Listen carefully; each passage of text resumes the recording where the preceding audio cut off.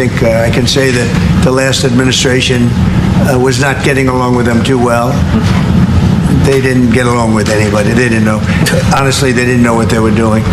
At ito na nga mga idol ang mga naging tagpo sa pagpunta ni Pangulong Bongbong Marcos doon sa Amerika, na kung saan nga mga idol ay nakausap niya ang presidente doon na si President Donald Trump. At katulad nga mga idol ng inyong napakinggan ay sinasabi nga mga idol ni President Donald Trump na ang nakaraang administrasyon ay walang ginawang maganda, na tila sinasabi nga mga idol ni President Donald Trump na hindi di umano alam ng nakaraang administrasyon ang kanilang ginagawa, na kung saan nga mga idol siguro ay tinutukoy niya si dating Pangulong Duterte at ganoon din nga mga idol ang dating Pangulo na si Joe Biden. Marahil marami ang tataas ang kilay dito nga mga idol at marami ang magagalit sa pahayag na ito ni Pangulong Donald Trump, na kung saan nga mga idol ay sa harap mismo ni Pangulong Bongbong Marcos sinasabi niya ang mga katagang ito. Kaya naman baka magalit na naman nga mga idol ang mga DDS dito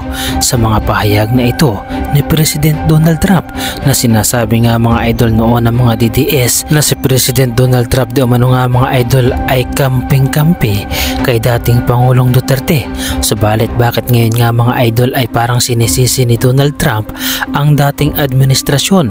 At kayo na nga mga idol ang humusga kapag inyo na itong napanood. Sabay-sabay nating panoorin nga mga idol at kayo na ang umunawa. We're going to be talking about war and peace. They're a very important nation militarily, and we've had some great drills lately. We're back with them. I think I can say that the last administration was not getting along with them too well. They didn't get along with anybody. They didn't know. Honestly, they didn't know what they were doing. Dati nga mga idol ay tinatawanan lamang ng mga DDS si Pangulong Bongbong Marcos dahil di umano nga mga idol hindi nakipagkamay si President Donald Trump. Subalit ngayon nga mga idol ay tila bumalik sa kanila ang pagtatawanan na ito, na kung saan nga mga idol ay mismong si President Donald Trump ang nagsasabi na ang nakaraang administrasyon ay wala nang ginawang tama. Kaya naman ang pagbisita nga mga idol ni President Bongbong Marcos sa Amerika ay upang palakisin pa ang ugnayan ng Amerika at ng bansang Pilipinas, at nawa nga mga idol ang lahat ng mga OFW na nakatira sa bansang Amerika ay sana ay maging maayos ang kanilang kalagayan doon, upang sa ganun nga mga idol ay hindi sila magkaroon ng problema. At ganun naman nga mga idol ang nais na mangyari ni Pangulong Bongbong Marcos. Kaya naman pakinggan natin nga mga idol ang usapan ni Pangulong Donald Trump at ni Pangulong Bongbong Marcos. Ito nga mga idol ay upang mas lalo pang mapalakas ang ekonomiya ng isa't isa at paunlarin ang pakikipagkalakalan ng bawat bansa. But we have some fantastic military relationships with the Philippines, and that's been reinstituted. And Pete, I would say that you couldn't be happier, right, with the relationship. Great partner. So I just want to say it's an honor to have you. We're going to talk about trade today, and we're very close to finishing a trade deal, big trade deal actually. And we do a lot of business with you. It's a lot of income coming in for both groups. But I was surprised to see the kind of numbers. They're very big, and they're going to get bigger under what we're doing and what we're proposing. And I just want to thank you for being with us. It's a great honor. You and your representative. It's really a great honor.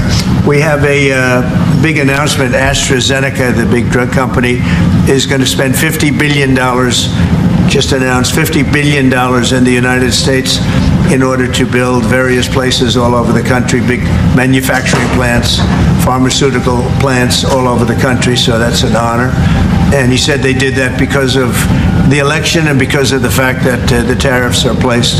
So they're building their facilities in New York. $50 billion, that's a big investment. And it's going to be a very good investment. I have no doubt about it. So thank you to AstraZeneca. And with that, I'd like to have you say a few words, please. Thank you very much, Mr. President. Of course, we're all very happy to be here to once again reaffirm the very strong ties between the Philippines and the United States, ties that go back over 100 years. And considering the context in which we live these days, especially in my part of the world, this has evolved into as important a relationship as is possible to have. We must remember that the United States is our only treaty partner in the Philippines, and that has stood us in good stead over the years, certainly through the Second World War, and the cultural memory of all Filipinos, down to even the school children, is that our strongest, closest, most reliable ally has always been the United States. And that is something that we value, that we are grateful for, and that we will continue to foster as we go on. With the leadership of President Trump, I am very confident that we will be able to achieve that.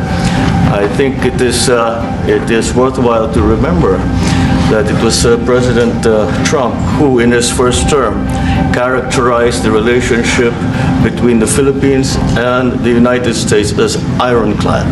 And that has been necessarily the case since that time that you made that statement, sir.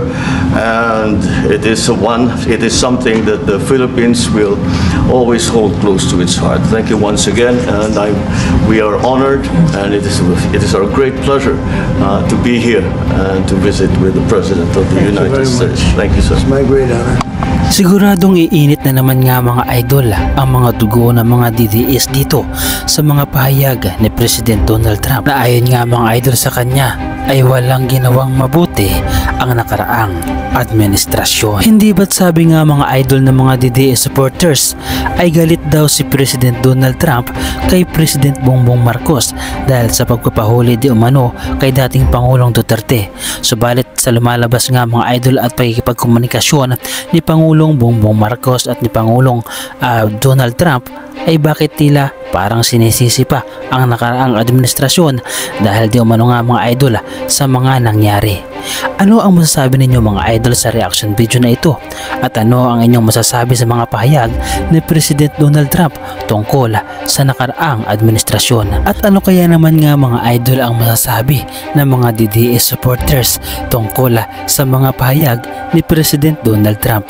Ano kaya ang kanilang masasabi tungkol dito? Kung ikaw ay DDS supporters ay malaya ka rin magbigay ng inyong opinyon sa ating comment section.